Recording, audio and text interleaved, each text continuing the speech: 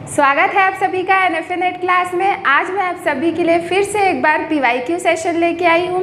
इससे पहले हमने कंप्यूटर साइंस सब्जेक्ट से ही सॉफ्टवेयर इंजीनियरिंग सब्जेक्ट का PYQ सेशन जो कि 2018 से लेकर के 2022 तक के जितने भी प्रीवियस ईयर क्वेश्चंस थे उनके थ्योरी के साथ हमने डिस्कस किया है।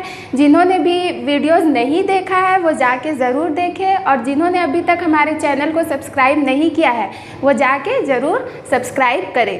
तो आज हम सब्जेक्ट जो लेने वाले हैं वो है discrete structure and optimisation subject से है, जिसमें हम आज जो PYQs देखने वाले हैं वो सेशन कौन सा है, दिसंबर 2018 का। यहाँ पर हम जितने भी क्वेश्चंस हैं उनके पैटर्न्स देखेंगे कि किस टाइप के पैटर्न्स पूछे जा रहे हैं, कौन से क्वेश्चन पे या कौन से टॉपिक पे ज़्यादा फोकस किया जा रहा है, उन सभी को आज हम डिस्कस करने वाले हैं। तो लास्ट तक वीडियो को ज़रूर देखें और लाइक शेयर और कमेंट भी ज़रूर करें। तो चलिए स्टार्ट करते हैं।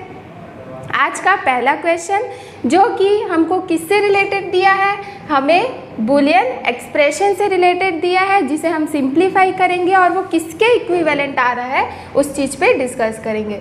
तो इस बूलियन एक्सप्रेशंस को, यानी कि जितने भी बूलियन एक्सप्रेशंस होते हैं उनको सॉल्व करने के लिए हमें कुछ लॉज याद होने चाहिए।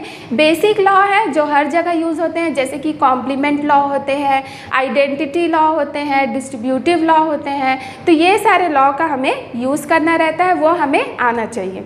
तो चलिए स्टार्ट करते हैं। यहाँ आपको कुछ एक्सप्रेशन दिया है, a dash dot B plus a dot B dash plus a dot B.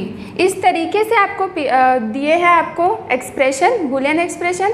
इसे हम सॉल्व करते हैं। तो जैसा कि हम देख रहे हैं कि इस टर्म पे और इस टर्म पे कॉमन जो है वो b है, तो हम उसे कॉमन निकाल लेते हैं। तो ये a डैश प्लस a, और हमने यहाँ पर से b को कॉमन निकाल लिया, और जो बचे टर्म है उसको हम एज इट इज़ लिख देते हैं। नेक्स्ट इसे सॉल्व करेंगे तो हमें कॉम्प्लीमेंट लॉ से पता है कि a डैश प्लस a की वैल्यू क्या हो जाती है, 1 हो जाती है। तो यहाँ पर क्या आ जाएगी, वैल्यू सिर्फ b आ जाएगी, और यहाँ से a डॉट b आ जाएगा। नेक्स्ट अब कौन सी लॉ से ये सॉल्व होगा, तो लॉ हमें डिस्ट्रीब्यूटिव लॉ लगाना है। जहाँ पर आप कैसे इसको सॉल्व करेंगे, ये कुछ हो जाएगा b plus a।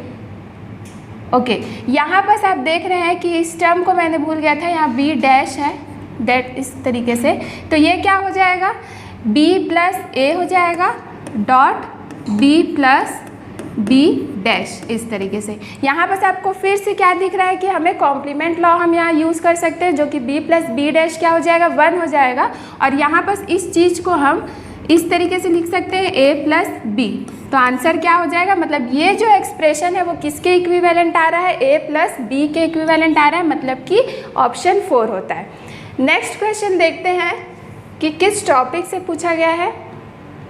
Next question है, हमें जो पूछा जा रहा है वो सिंप्लेक्स मेथड से पूछा जा रहा है, मतलब कि LPP प्रॉब्लम से पूछा जा रहा है, लीनियर प्रोग्रामिंग प्रॉब्लम, जो कि बहुत ही इंपॉर्टेंट क्वेश्चन है। इससे रिलेटेड आपको न्यूमेरिकल क्वेश्चन बहुत देखने को मिलेंगे। ये जो क्वेश्चन है वो भी न्यूमेरिकल्स हैं। यहाँ पर आपको कुछ वैल्यूज़ दिए गए हैं। ऑप्शन में हम जैसे देखेंगे तो हमें x1 की वैल्यू, x2 की वैल्यू और z की वैल्यू दी गई है। आपको क्या करना है, इन 1 बाय 1 ऑप्शंस के अकॉर्डिंग हमें इसे वैल्यू को पुट करना है यहाँ पर और सॉल्व करना है, ठीक है। एट लास्ट हमें सारे वैल्यूज़ को चेक करना है। अगर ये सारे स्टेटमेंट क्या होते हैं, सारे ऑप्शंस x1, x2 और z की वैल्यू सेटिस्फाई होती है इनके कंडीशन के अकॉर्डिंग, तो हमें क्या करना है, हमें पूछा है कि मैक्सिमाइज z की वैल्यू। z की वैल्यू कैसी लेनी है, मैक्सिमम लेनी है, मतलब z की वैल्यू इनमें से जो मैक्सिमम होगी उसे हम एज आ आंसर लेंगे। तो चलिए स्टार्ट करते हैं। जैसे कि पहला जो क्वेश्चन है, x1 में 2 की वैल्यू रखने बोला है, 0 और 22, मतलब z की वैल्यू -22 आनी चाहिए। तो जैसे कि हम यहाँ पर x1 की वैल्यू रखते हैं 2 प्लस x2 की वैल्यू क्या है, 0।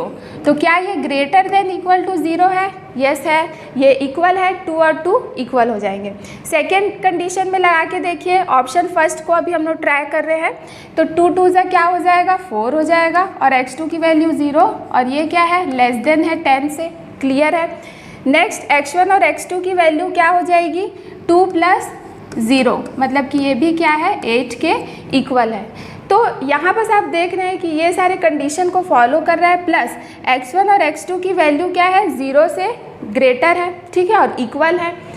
एट लास्ट आप z की वैल्यू देखिए, तो z की वैल्यू क्या हो रहा है -2 और x1 की वैल्यू क्या है 2, और यहाँ क्या आ जाएगा 3 × 0 मतलब कि 0, तो ये क्या हो जाएगा -4 की वैल्यू दे रहा है, मतलब कि जो z की वैल्यू है वो यहाँ पर क्या आ रही है -4 आ रही है, बट ऑप्शन हमने जो रखा है वहाँ z की वैल्यू क्या आ रही है -22, तो इस वजह से हम इस ऑप्शन को नहीं लेंगे, ये रॉन्ग हो जाएगा।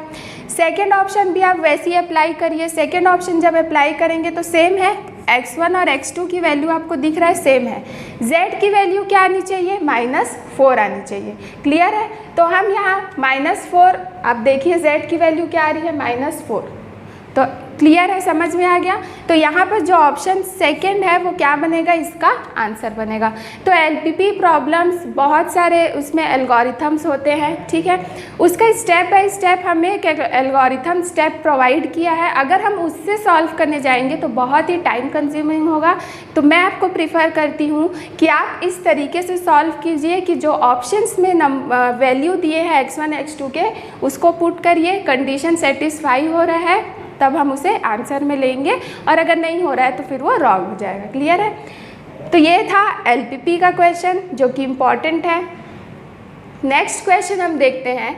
नेक्स्ट क्वेश्चन जो बोल रहा है वो ग्राफ थ्योरी से रिलेटेड है, ठीक है। ग्राफ थ्योरी में आपको कुछ स्टेटमेंट दिया है, स्टेटमेंट मीन्स की एक डेफिनेशन दिया है, पहले हम उसे पढ़ते हैं कि इन के colouring of an undirected graph G, जिसमें वर्टाइसेस और एजेस का सेट होगा, इज अ फंक्शन C, जहाँ उन्होंने बता दिया है कि वर्टाइसेस कितने हैं, तो उन्होंने बता दिया है कि V0 से k-1 तक है, such that CU is not equal to CV for every edge U and V belongs to edge E। Which of the following is not correct. अब दिए गए स्टेटमेंट में कौन सा स्टेटमेंट सही नहीं है। यहाँ पर ये जो डेफिनेशन है वो बायपर्टाइट से लिया गया है, मतलब हमें यहाँ बायपर्टाइट के ग्राफ है उसके अकॉर्डिंग हमें चेक करना है कि ये सारे स्टेटमेंट्स में से कौन सा सही नहीं है, नॉट करेक्ट का बात किया है।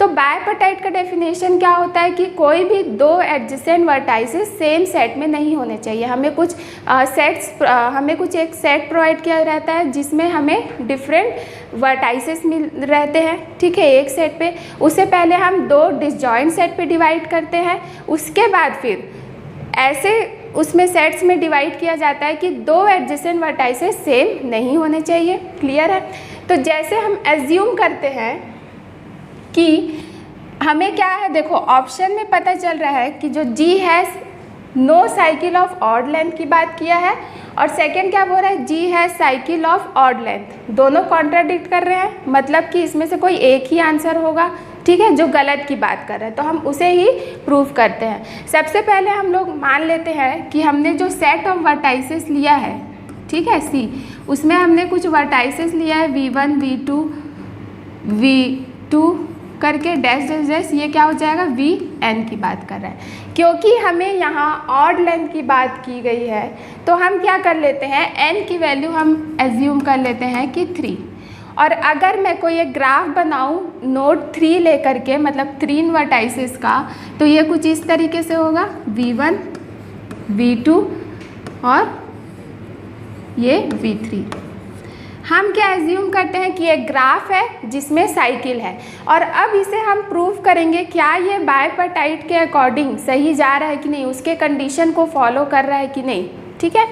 तो यहाँ पर देखिए क्या बोलता है बायपर्टाइट कि हमें दो सेट्स में डिवाइड करना है। अब यहाँ पर 3 वर्टाइसेस है, इन 3 वर्टाइसेस को हमें बायपर्टाइट कंडीशन के अकॉर्डिंग हमें दो सेट में डिवाइड करना है, एक हम x ले लेते हैं और एक हम y ले लेते हैं।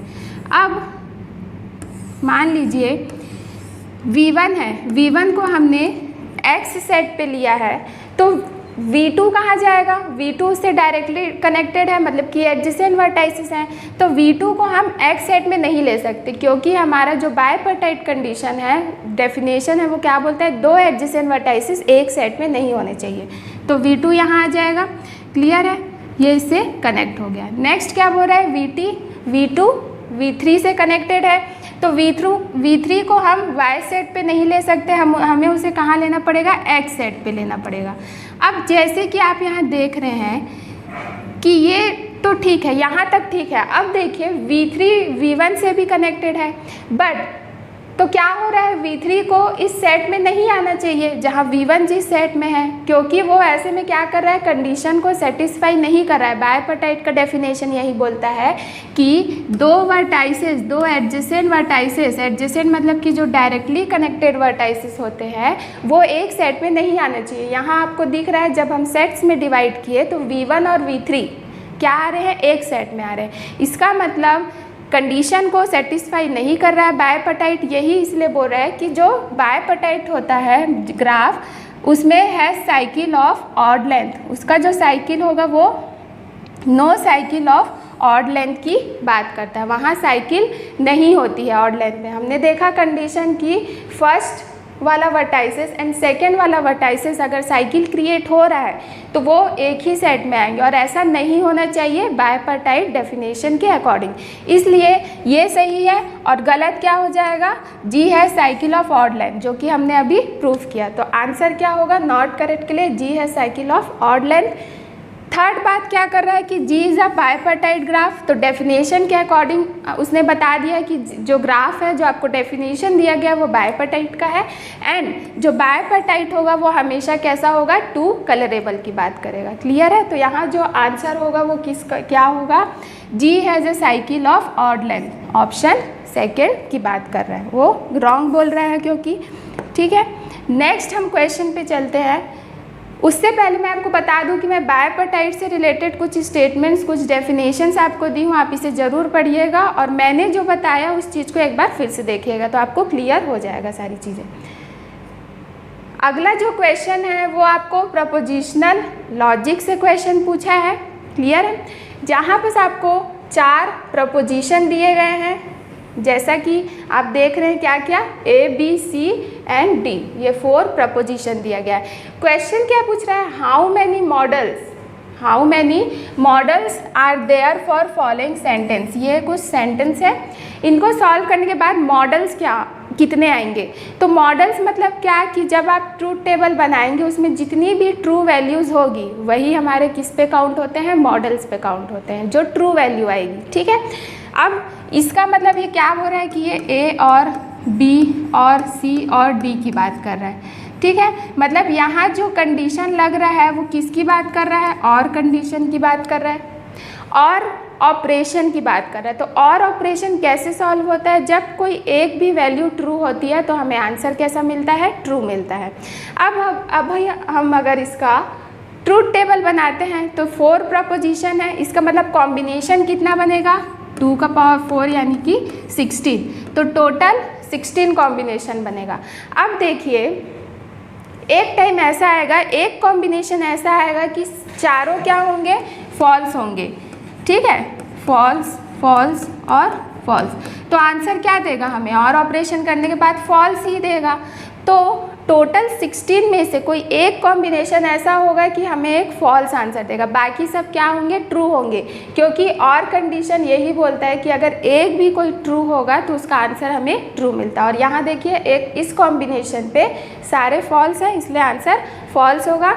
तो आंसर हमारा क्या होगा, मॉडल्स कितने निकलेंगे, 15 निकल जाएंगे, क्योंकि हमें ट्रू वैल्यूज़ को ही काउंट करने थे।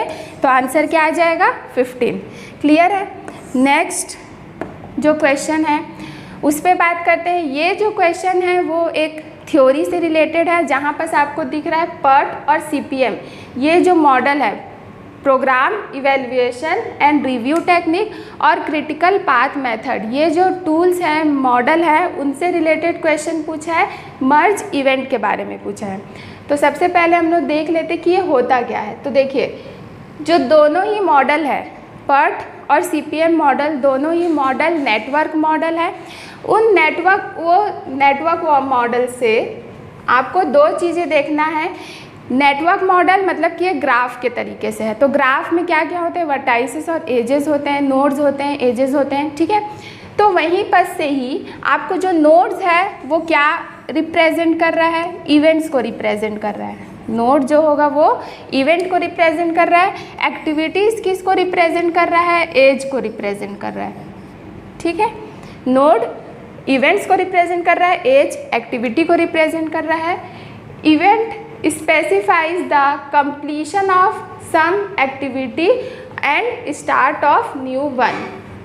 एक या एक से ज़्यादा इवेंट का कंप्लीशन होना ही क्या कहलाता है? इवेंट्स कहलाता है। मतलब एक इवेंट को हमने क्या बताया कि हम नोड से ले रहे हैं। तो जैसे कि मान लीजिए ये एक नोड है, ठीक है, और यहाँ से एक एक्टिविटी से स्टार्ट हुआ, ठीक है, यहाँ पर एंड हुआ, फिर यहाँ से क्या हो रहा है? स्टार्ट हो रहा है फिर से। तो एक या एक से ज़्यादा एक्टिविटी जब स्टार्ट होती है, ठीक है, और वो जाके कहीं पर मर्ज होती है, तो उसे ही हम क्या कहते हैं? इवेंट्स कहते हैं।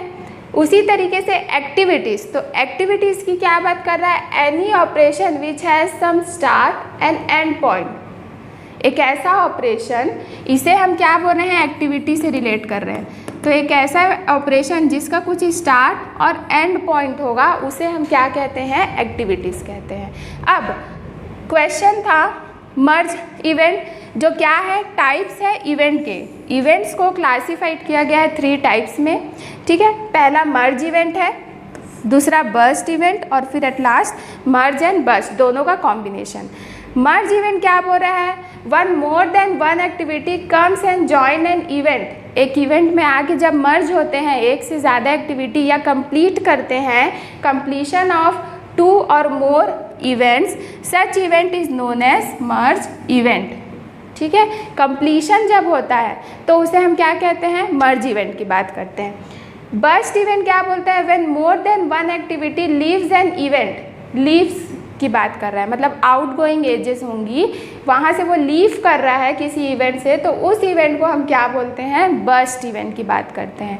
एंड दोनों का कॉम्बिनेशन क्या कहलाता है? मर्ज एंड बर्स्ट इवेंट। क्वेश्चन पे हम चलते हैं, वहाँ आपको क्वेश्चन डेफिनेशन से ही पूछा है मर्ज इवेंट के। Merge event represent dash of 2 or more events. तो क्या रिप्रेजेंट कर रहा है? कंप्लीशन। कंप्लीशन की बात की उन्होंने, completion of 2 or more events. तो आंसर क्या हो जाएगा? 4th option. तो अगला प्रश्न हम देखते हैं, यहाँ पर जो है वो पूछा जा रहा है हमें टाइम कॉम्प्लेक्सिटी से रिलेटेड क्वेश्चंस पूछ रहा है। मतलब कि डिफरेंट ग्राफ एल्गोरिथम आपको दिया है, ग्राफ है, और उसका आपको टाइम कॉम्प्लेक्सिटी पूछ रहा है। तो जैसे कि पहला आपको दिया है डिसगेस्ट्रा एल्गोरिथम, क्रस्कल एल्गोरिथम, फ्लॉइड्स वॉर्शल एल्गोरिथम और टोपोलॉजिकल शॉर्टिंग एल्गोरिथम। तो क्या होता है? डिसगेस्ट्रा एल्गोरिथम क्या बात करता है कि वो शॉर्टेस्ट पाथ को फाइंड करने की कोशिश करता है, ठीक है। 2 नोड्स के बीच में, 2 वर्टाइसेस के बीच में शॉर्टेस्ट पाथ कौन सा होगा वो उसको फाइंड करता है, बेस्ट सोल्यूशन देता है, तो उसे हम डिसगेस्ट्रा एल्गोरिथम बोलते हैं। उसका जो टाइम कॉम्प्लेक्सिटी होता है वो big O of order of V का स्क्वायर होता है। क्लियर है? सेकेंड जो बात किया जा रहा है क्रस्कल एल्गोरिथम की, जो कि मिनिमम स्पैनिंग ट्री MST का एक टाइप है, जहाँ पर हम एजेस की बात करते हैं, जो लीस्ट वेट वाले एज होते हैं उन पे हम बात करते हैं, ठीक है, उन्हें सेलेक्ट करते हैं और ऐसे ग्राफ बनाया जाता है जहाँ पर साइकिल्स क्रिएट नहीं होने चाहिए, उन एज को हम सेलेक्ट करते जाते हैं। तो उसका जो टाइम कॉम्प्लेक्सिटी होगा वो किसकी बात करता है? Order of E log E की बात करता है। नेक्स्ट जो बात है फ्लॉइड वॉर्शल की, ये एल्गोरिथम भी सेम है डिसगेस्ट्रा एल्गोरिथम से, बस डिफरेंट क्या है कि डिसगेस्ट्रा एल्गोरिथम में जो एजेस का जो वेट होगा वो नेगेटिव फॉर्म में नहीं होता है, वो पॉजिटिव ही रहता है। बट फ्लॉइड हमें वहाँ पर उस एज में नेगेटिव वैल्यूज़ भी अलाउ करता है, मतलब वहाँ जो वैल्यू होंगे वो ज़रूरी नहीं है कि पॉजिटिव ही हो, नेगेटिव को भी वो लेता है और शॉर्टेस्ट पाथ ही फाइंड करता है वो भी। इसका जो टाइम कॉम्प्लेक्सिटी होता है वो बात करता है big O of order of V का क्यूब की बात करता है। And at last topological sorting की बात कर रहा है, जहाँ पर आपको कैसा करना है कि ये एक ऑर्डर तैयार करता है, ठीक है, एक सीक्वेंस, इंक्रीजिंग से डिक्रीजिंग इस तरीके से एक सीक्वेंस तैयार करता है, ऑर्डरिंग का फॉर्म करता है और इसका जो कॉम्प्लेक्सिटी होता है वो V + E की बात करता है। तो हमें टाइम कॉम्प्लेक्सिटी सारे ग्राफ की, उसके एल्गोरिथम की याद होनी चाहिए क्योंकि उससे रिलेटेड भी क्वेश्चंस पूछे जाते हैं। क्लियर है? और इसके बाद नेक्स्ट इस बात की स्लाइड में हमने आपको सल्यूशन प्रोवाइड कर दिया कि डिसगस्टर एल्गोरिथम क्या होता है, क्रस्कल क्या होता है, ठीक है, तो आप उसे पढ़ सकते हैं। नेक्स्ट जो क्वेश्चन है वो क्या है, मैच द फॉलोइंग से ही है। मैच द फॉलोइंग, यहाँ पर आपको कुछ डिफरेंट टर्म्स दिए गए हैं प्रोपोजिशनल लॉजिक में जो हम यूज़ करते हैं, जो कुछ ऑपरेशन का यूज़ करते हैं उसी पे ही डिपेंड है। और आपको पूछा गया है कि उसके लिए हम किस टाइप के इक्वेशन हम लिख सकते हैं, उसे कैसे डिनोट किया जाता है। सबसे पहले इक्विवेलेंस की बात की है। इक्विवेलेंस जहाँ जिसे हम बाय कंडीशनल की भी बात करते हैं, क्लियर है, मतलब कि दोनों साइड क्या होनी चाहिए, इक्वल होने चाहिए। P और Q दोनों साइड दोनों ही क्या होने चाहिए, एक जैसे होने चाहिए, इक्वल होने चाहिए। मतलब कि इक्विवेलेंस जो शो होता है वो P बाय कंडीशनल एरो और Q से होता है, इसीलिए हम उसे बाय कंडीशनल भी कह सकते हैं। सेकेंड बात होता है कॉन्ट्रा पॉजिटिव की। कॉन्ट्रा पॉजिटिव, तो कॉन्ट्रा पॉजिटिव क्या करता है, पहले आप जो वैल्यू दी है उसको कन्वर्स कर लो, ठीक है, उसका नेगेशन ले लो, कन्वर्ट कर लो पहले, उसके बाद फिर उसका नेगेशन ले लो। जैसे कि P इम्प्लाइज Q है तो सबसे पहले आप इसको Q इम्प्लाइज P कर लो और दोनों में नेगेशन लगा दो, तो वो क्या बन जाता है, कॉन्ट्रा पॉजिटिव की बात होता है, मतलब कि थर्ड आ जाएगा। नेक्स्ट क्या बोल रहा है, कन्वर्स की बात कर रहा है। कन्वर्स यानी जस्ट अपोजिट, जो है उसका अपोजिट लेने की बात कर रहा है। तो P टेंस टू Q है, इसका मतलब उसको हम क्या ले लेंगे, Q टेंस टू P की बात करेंगे। एंड एट लास्ट इम्प्लीकेशन की बात कर रहा है। इम्प्लीकेशन मतलब इम्प्लाइज करना, इक्वल्स टू की बात कर रहा है, ठीक है, इम्प्लाई करने की, तो P डिटरमाइन Q की बात कर रहा है, क्लियर है। तो ये कुछ टर्म्स थे जो हमें याद रखना है। इम्प्लीकेशन को हम लोग कंडीशनल के नाम से भी जान सकते हैं, जो कि कंडीशन कर रहा है, P कंडीशनल Q की बात कर रहा है, ठीक है, क्लियर है। तो अगले क्वेश्चन पे चलते हैं। नेक्स्ट क्वेश्चन जो है वो बहुत ही इम्पॉर्टेंट है, ग्राफ से रिलेटेड है, मिनिमम स्पैनिंग ट्री की बात कर रहा है, MST की बात कर रहा है, और कौन से एल्गोरिथम का यूज़ करने की बात कर रहा है, क्रस्कल एल्गोरिथम से रिलेटेड बात कर रहा है, ठीक है। क्रस्कल एल्गोरिथम जो कि क्या है, मिनिमम स्पैनिंग ट्री का एक पार्ट है, मतलब एक टाइप्स है, जहाँ पर हम एजेस की बात करते हैं, ये जो एजेस दिख रहा है, एंड ये जो नंबर्स हैं वो किस बारे में बता रहा है, उसकी लीस्ट वेट की बात कर रहा है, ठीक है, उसकी कॉस्टिंग की बात कर रहा है। और हमें कैसे एजेस को लेना है उस ग्राफ में, क्रस्कल एल्गोरिथम में, क्रस्कल ग्राफ में, जिसका लीस्ट वेट होना चाहिए और वो साइकिल क्रिएट नहीं करने चाहिए, ठीक है, वो एज को हमें सेलेक्ट करना है जो साइकिल क्रिएट ना करे। तो हम यहाँ से देखते हैं, सबसे पहले तो आप क्या करिए, जितने भी एज के जो कॉस्ट हैं उसको आप इंक्रीजिंग ऑर्डर से स्टार्ट करते जाइए। जैसे कि हम 1 से स्टार्ट करते हैं, तो 1 नंबर का जो एज है वो एक ये वाला आ जाएगा, क्लियर है। उसके बाद 1 ये वाला एज भी आ जाएगा, एंड नेक्स्ट ये वाला एज भी आ जाएगा, ठीक है। तो ये 1 के तो सारे एज आ गए, क्यों आ गए, क्योंकि यहाँ पर अभी हमें साइकिल क्रिएट नहीं किया है अभी तक।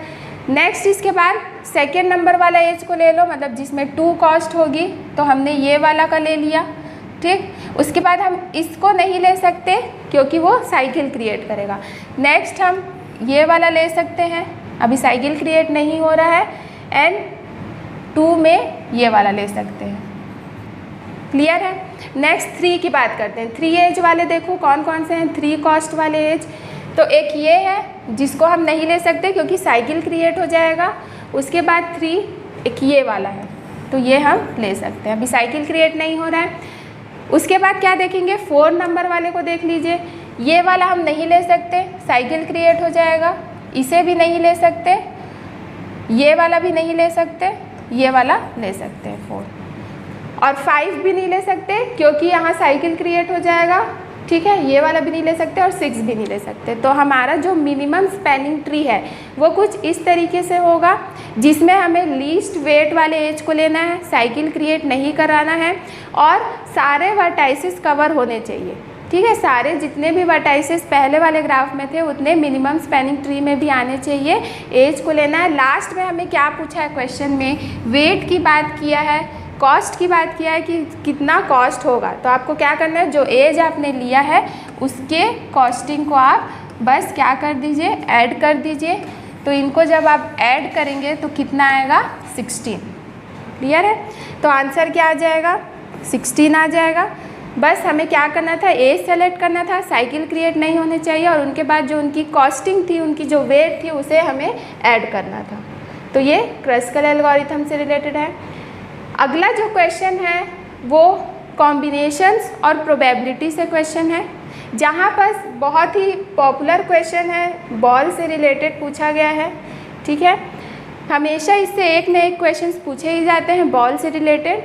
आपको यहाँ क्या दिया कि एक बॉक्स है, अ box contain 6 red balls and 4 green balls की बात कर रहा है। 6 रेड बॉल्स है और 4 ग्रीन बॉल्स हैं। 4 balls are selected random from a box. उस बॉक्स से हमें टोटल 4 बॉल्स को सेलेक्ट करना है टोटल में से। एंड प्रोबेबिलिटी वो क्या दिया है कि 2 बॉल कैसे होने चाहिए, रेड होने चाहिए, और 2 ग्रीन की बात किया है। ठीक है, तो हमें कॉम्बिनेशन बनाना है। सबसे पहले हमारे पास एक बॉक्स में टोटल बॉल्स कितने हैं, तो 6 रेड और 4 ग्रीन के, मतलब कि टोटल 10 बॉल्स हैं। क्लियर है? इन एक बॉक्स में से हमें टोटल 10 में से कितने सेलेक्ट करने हैं, तो 4 सेलेक्ट करने हैं। तो इसका कैसा बन जाएगा कॉम्बिनेशन, 10C4 का कॉम्बिनेशन बन जाएगा। ठीक है, उसी तरीके से अब इस 4 में से 2 क्या होने चाहिए, रेड, 2 ग्रीन होने चाहिए। उसका कॉम्बिनेशन कैसे बनेगा, तो रेड कितने हैं टोटल 6, तो 6C2। ठीक है, और वैसे ही ग्रीन के लिए 4C2 की बात होगी। प्रोबेबिलिटी कैसे निकाला जाता है, टोटल से हमें डिवाइड करना रहता है जो हम कॉम्बिनेशंस लिए हैं। तो टोटल का कॉम्बिनेशन कुछ इस तरीके से है। इसे सॉल्व करना है। एक फॉर्मूला आपको याद होना चाहिए, NCR का फॉर्मूला है, जिसमें factorial n upon factorial r into n minus r का फैक्टोरियल लेके सॉल्व करना है। तो बस इस एक को इस वैल्यू में पुट करते जाना और इसे सॉल्व करना है। तो जब आप इसे टोटल सॉल्व करेंगे तो कितना आंसर आ जाएगा, 3/7 आएगा, जो कि इसका आंसर होगा। क्लियर है? आप एक एक करके इन वैल्यूज़ को इसमें पुट करते जाएंगे और उसको फैक्टोरियल जिसे सॉल्व किया जाता है वैसे ही सॉल्व करना है। आंसर आपका 3/7 आने वाला है, मतलब कि टोटल रेड बॉल्स और ग्रीन बॉल्स मिला के कितने प्रोबेबिलिटी बन रहे हैं, 3/7 के बन रहे हैं। तो ये जो क्वेश्चंस था वो डिस्क्रीट स्ट्रक्चर एंड ऑप्टिमाइजेशन का था, दिसंबर 2018 से रिलेटेड क्वेश्चंस था। आई होप आपको सारे क्वेश्चंस क्लियर हुए होंगे। किस टॉपिक्स पे ज़्यादा फोकस किया गया है, कौन कौन से टॉपिक को हमें ज़्यादा ध्यान देना है, वो सब आपने समझा होगा यहाँ से, और सारे टॉपिक्स आपको क्लियर हुए होंगे। तो आज का सेशन हम यहीं ख़त्म करते हैं। अगली बार जब हम मिलेंगे तो इसके बाद के जो सेशंस हैं, PYQs हैं नेक्स्ट ईयर के, उस पर हम फोकस करेंगे। तो आज के लिए शुक्रिया।